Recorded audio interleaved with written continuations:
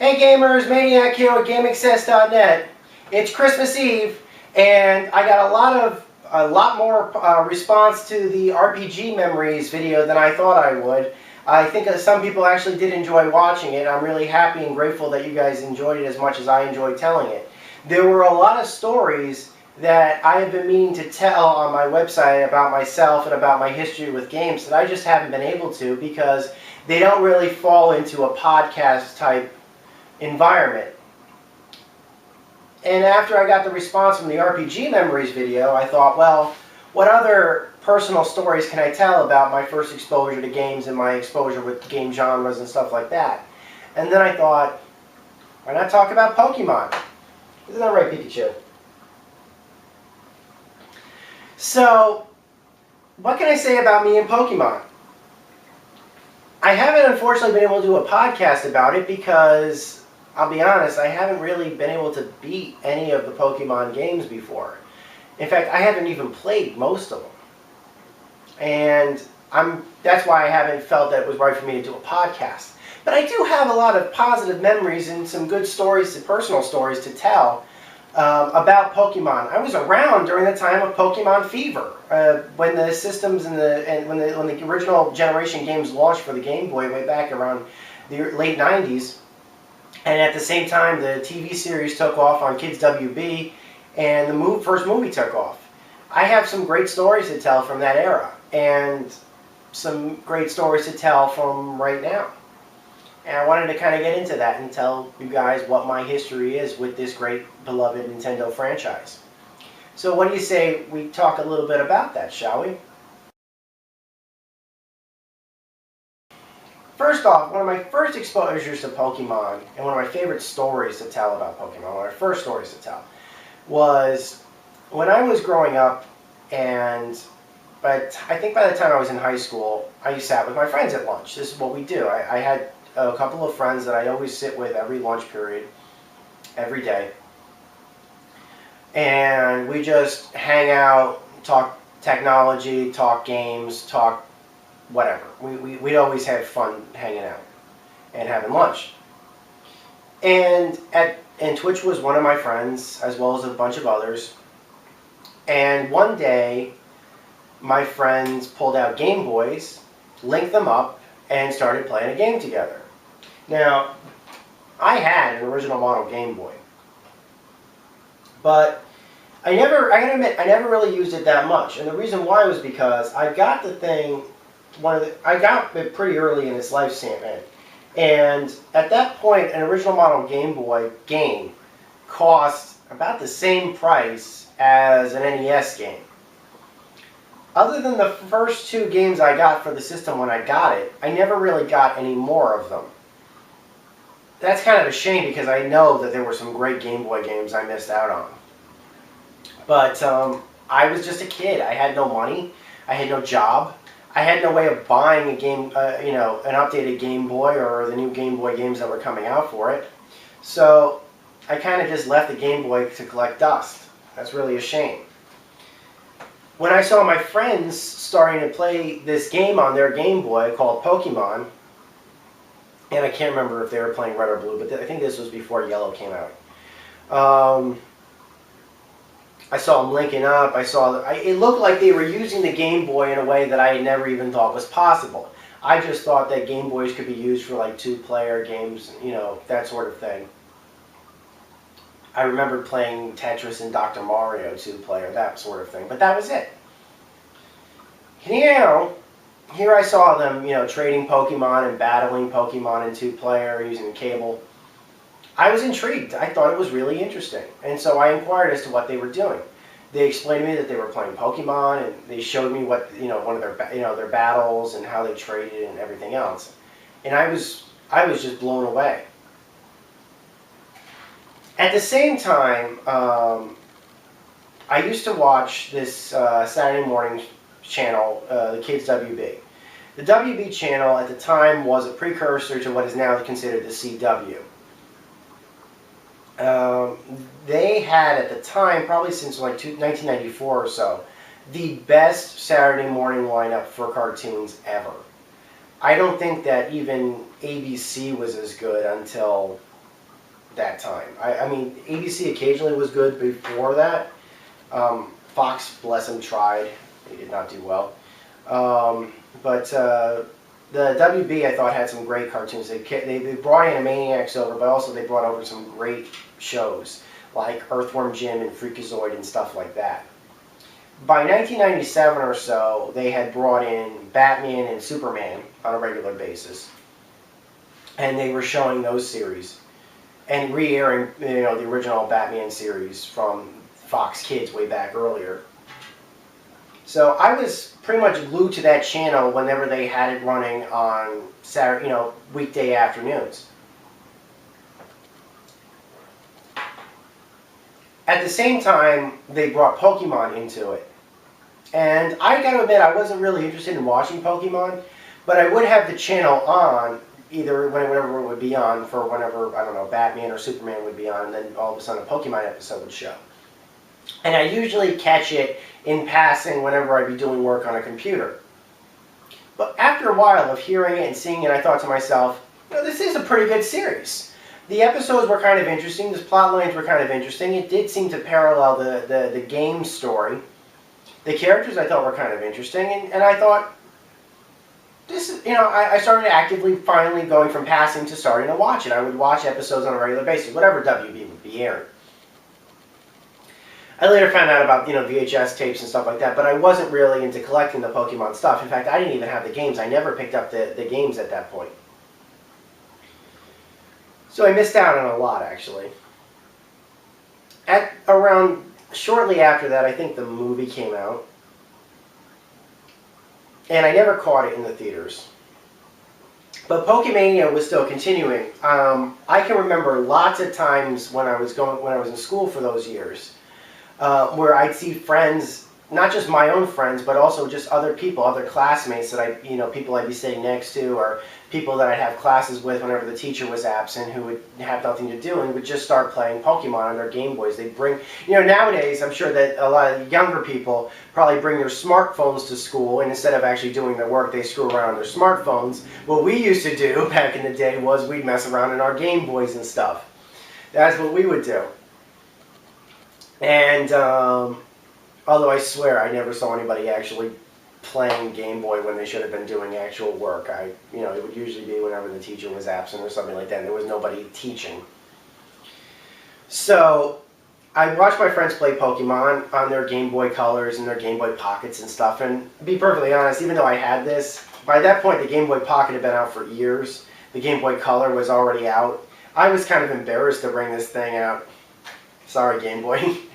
I was kind of embarrassed to bring this thing. So I never did, and like I said, I didn't have a job, I didn't have income, I couldn't buy a copy of Pokemon. It stunk. So I never had a copy for myself, but my friends certainly let me play whenever, and I thought that was a lot of fun. We were talking about things like Mewtwo and Mew and number 151 and stuff like that. And then of course I heard about the Gold and Silver games, the game official sequels. Because I found out, okay, Red and Blue are identical. They're not really sequels. They're identical games with different Pokemon in certain areas and stuff. And then I found out that no, if you want a true sequel, then you'll have to wait for Gold and Silver, which will be exclusive to the Game Boy Color. I'm sorry, it's just developed specifically for the Game Boy Color. I think they might be backwards compatible, but don't quote me on that. So there's that. And anyways, I thought that was kind of interesting, and I kept up with Pokemon news. I kept watching the anime, and whenever my friends would want to play, I'd watch them play, and I'd be interested, and I'd try to get to play. And I thought the controls worked really well, but most of all, I really liked Pokemon's premise. Not only the fact of the point of the game is to be the best Pokemon trainer in the world, to become a Grand Pokemon Master, whatever. What really interested me was the gameplay mechanics. I thought you traveling across the entire world, or the entire world you're living in, which is very similar in a lot of ways to our world, except that it has a fantastical element to it in the form of the Pokemon. You capture Pokemon, you battle Pokemon, you trade Pokemon. It was like a very technically advanced civilization, but still a very similar civilization to the one we lived in. People lived in houses. There were businesses.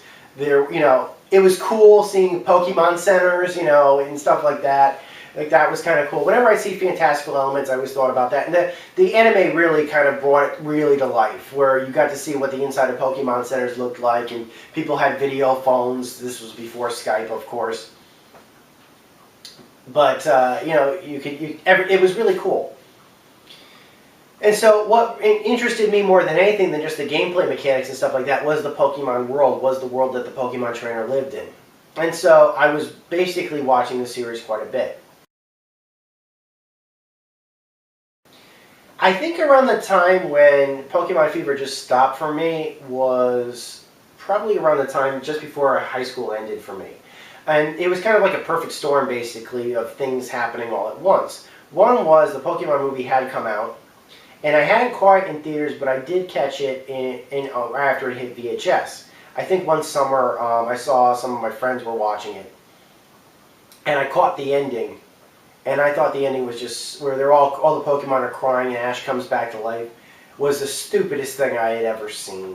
I mean, for a place that was trying to base itself in some kind of reality with technology and stuff like that, where you're saying that all of these cries bring him back to life or something, I just thought, you lost me there.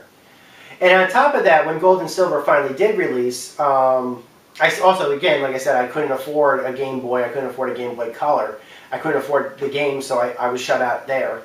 Unless the game was on the PC for whatever reason, I just couldn't, I wouldn't be able to play it. What finally did shut me out was when I found out that Gold and Silver were out, and I found out you couldn't play as Ash, or Red, if you prefer to call him that. I always just called him Ash. You played as somebody else. You played as a new character, and I think his name is Ethan. Now, I know probably the reason why they did that was because you're having a new environment, you want to keep the spirit of that. But for me, especially having watched the anime for as long as I had, Ash was the hero of this story. And I know he was a final boss and super legendary mega boss at the end of Pokemon Gold and Silver, and I get that. But for me, I always thought that I really wanted to play as Ash again, continue to see what he was up to, that sort of thing. I kind of felt like they were restarting the whole thing every time. And I get why they would want to do that, but for me that kind of just had a bit of a loss. As you can tell from the hat. That was what I always wanted. I always thought that Ash was like the central heart and soul of the series. So I think by that point I was kind of done with Pokemon. By that point, Poke fandom had started to, like with anything that really was like huge, certainly as big as Pokemon was, it lasted quite a while. But it did die off very quickly, or it did lessen very quickly. And by that point, I think I was done. And I kind of just stopped. I went to college. I was doing other things. I kept with my PC gaming, which is what I was doing exclusively by that point. Obviously, the Xbox, the GameCube, and the PS2 came out. I never picked up any of those until around the time the lifespan was over. I did pick up a GameCube, but I never played any Pokemon games on it. I was more interested in like Metroid Prime and Resident Evil 4 and stuff like that, and Twin Snakes. So that was what I was playing for the most part. I was playing adult games on a game system for kids. Kind of funny when you think about it. So after all of that, what got Poke fandom back to me? What brought it back? It was kind of like a bit of a perfect storm all at once, actually. A little bit over a year ago, the first ever Quinnipiac convention happened. Quinnipiac University was hosting their Quinnicon. It was their inaugural Quinnicon. At the same time, pretty much at around the same time, William Dufresne, who does this series online, calls himself Sway. He has a review series online where he reviews anime and things like that. Was doing his own personal series on reviews of the Pokemon movie, along with two other reviewers who that guy with the glasses. One was Louis Lovehog, and I'm sorry if I pronounce your name wrong, Louis. Calls himself Linkara. He does a series Atop the Fourth Wall. And Justin Carmichael, who calls himself Juwario, who does the series You Can Play This. They did that. They were doing a review series of the very first Pokemon movie, and as I was watching it, I kind of realized, Well, my opinion of the Pokemon movie was merited. Not only did I feel the same way about the movies, they still liked them anyway. You know, even though they thought the endings were terrible like I did. Or maybe the climax, maybe you prefer to call it the climax or something. But the tears moment, the moment where they're all crying. They all thought that moment was kind of stupid themselves, but at the very least they did still enjoy it. It didn't ruin their Poke fandom. So, I was watching that.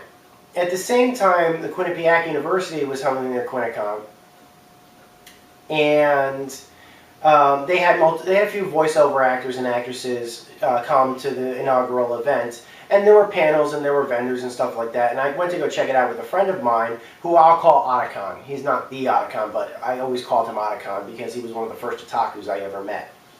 So we went to the inaugural Quinnicon together. And one of the groups that were going to be there doing panels was Michael, I believe his last name is pronounced Heights, I'm sorry if I'm butchering your last name, Michael, but he calls himself One Kids Entertainment, or One Kids for short. And Jesse Nowak, who calls himself Nowakin. And they were 2/3 of a group who worked on the series Pokemon Bridged online. I was not familiar with the Pokemon Bridge series before going to that first Quinnicon. In fact, like I said, I hadn't really been interested in anything Pokemon related and probably going in about maybe at least, well, it was what, this was I think 2011 or so.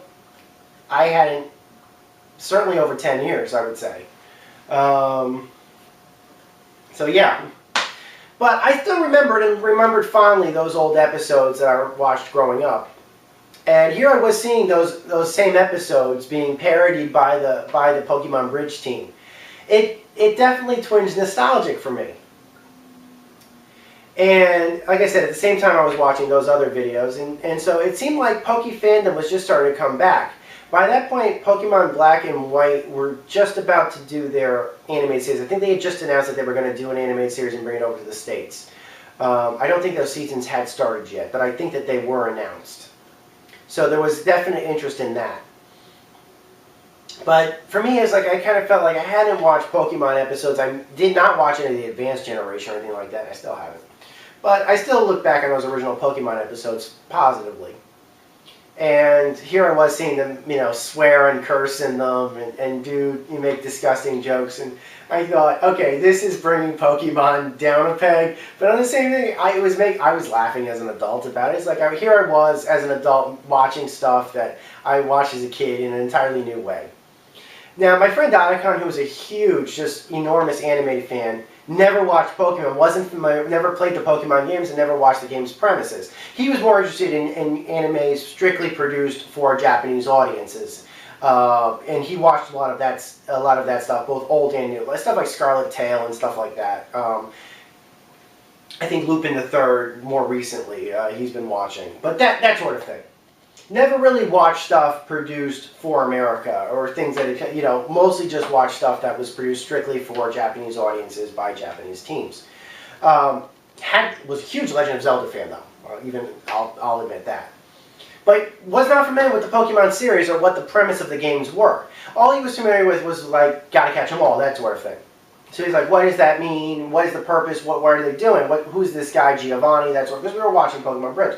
So after the Pokemon Bridge panel ended, I kind of explained to Otacon what the premise of the games were. Well, the idea is, yeah, you do want to be the very best, like no one ever was. And you want to, you know, you got to beat the best in the world, and the idea is that's the premise of the game. And to do that, you have to beat leaders, and Team Rocket is involved, and they're led by Giovanni, and he's the last gym leader, that sort of thing. And so I won't go into it again, but I just kind of fondly reminisced to him about what the plot of the games were and what the plot of the series was, and I don't know, something sparked in me. Later on that year, Nintendo, at least in my opinion, had perfected their design for the Nintendo 3DS in the form of the Nintendo 3DS XL. Now the 3DS XL and even the 3DS had a lot going for it. One was they had the Virtual Console, which could bring in Game Boy Advance, and Game Boy Color games. Although they haven't really done much with Game Boy Advance. They have released plenty of Game Boy and Game Boy Color games, but I'll get into that later. Also had access to, apps like a smartphone where you could bring in new stuff, including its own black and white Pokédex, as well as downloadable exclusive titles. That interested me.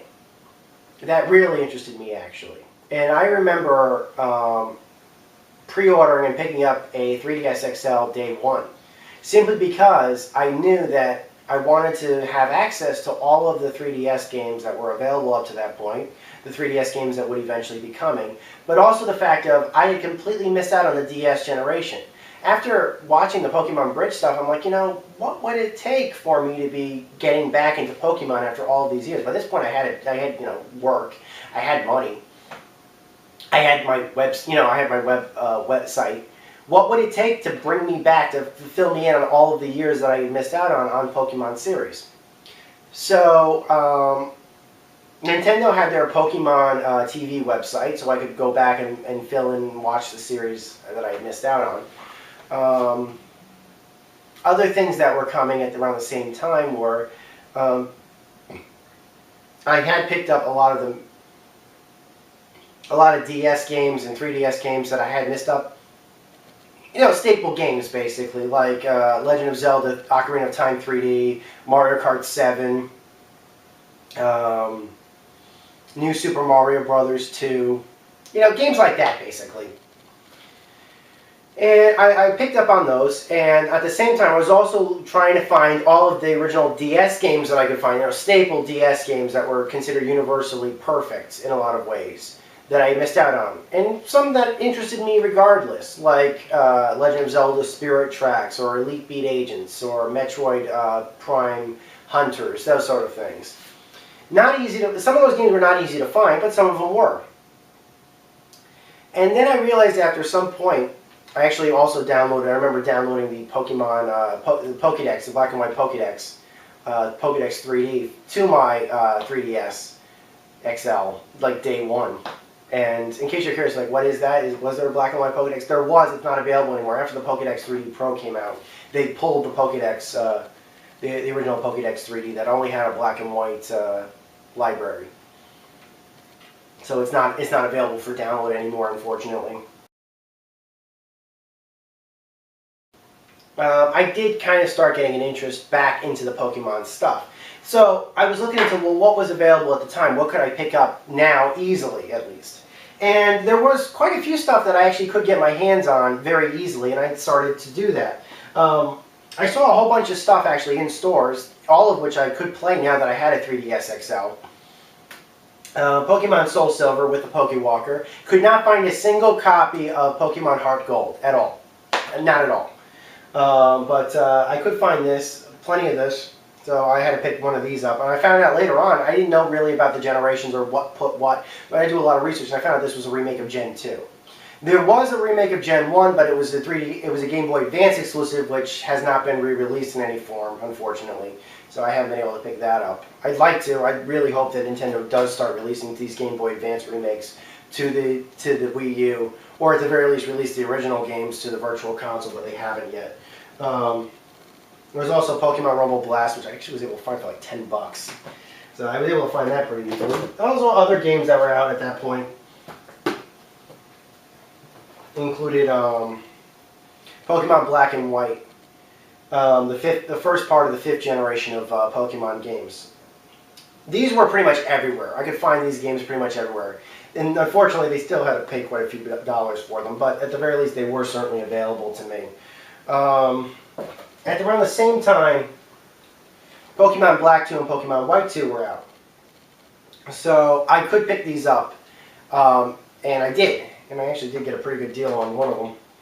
But that's neither here nor there. I was still interested in picking up the games, but I never really wanted to pick them up immediately because I was trying to do my best to get deals on them, because I didn't know when I'd have the opportunity to play them.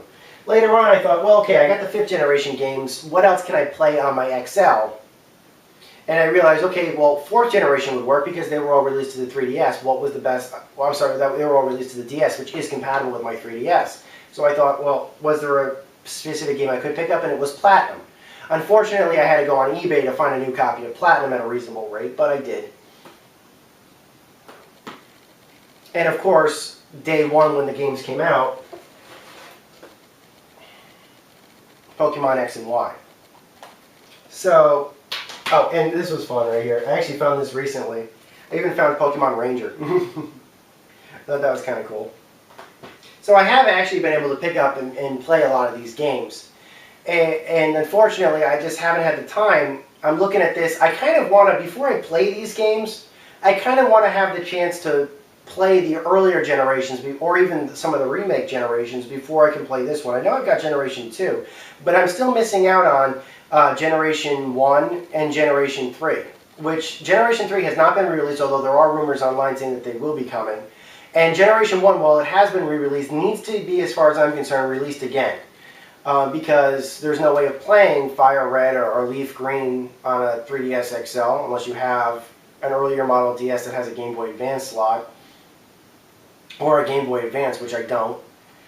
I could probably find a copy of Yellow somewhere, hopefully, but and play it on this, which I think would be kind of cool. But I unfortunately up to this point have not been able to. And on top of that, especially with those earlier model Game Boy games, and even with the second generation Game Boy games, the batteries on these things have long since expired, especially the ones that have battery backing saves. I mean, obviously you can replace the batteries, from what I've been told, and there are how-to guides online, but there's always a problem you might damage the game or break the game in the process.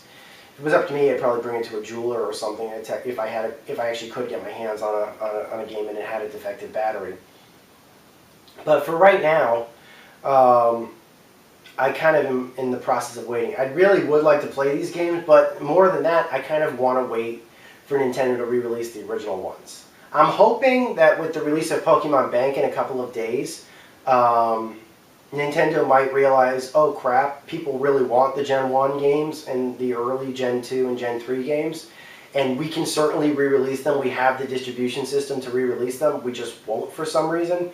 I think it probably has something to do with either censorship of the Jinx or link cable, or possibly they can't replicate link cable activity through their current systems. But still, even if you couldn't do either of that, you can change the Jinx palette if you absolutely had to, and you could cut out link play, at least at first. Please just re-release the games. Are still playable without two-player link play. You can't collect them all, but they're still playable. I would say even at the price of like $5 to $10, still totally worth it, worth purchase. So I kind of am waiting at this point for those games to come out before I start playing these. But I have been doing plenty of research, and I'm really loving right now. There's a girl online who calls herself, I think, goes by the nickname Limey or Tamashi or something like that. Does a great Pokemon reviews channel, and I've been watching her stuff. In fact, I was watching her stuff to do research for this video because I wanted this video to be very specific on what's been going on in the Pokemon world and stuff like that. But for me, that was my rise and fall and rebirth and interest in Pokemon. Other stuff that was going on at around the same time, which I thought was interesting, which contributed to my interest in Pokemon resurgence, not just the X and Y re-releases, although those were part of it.